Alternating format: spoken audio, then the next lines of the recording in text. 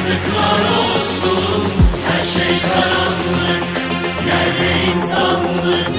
Kula kulluk edene yazıklar olsun. Arkadaşlar hazır mısınız?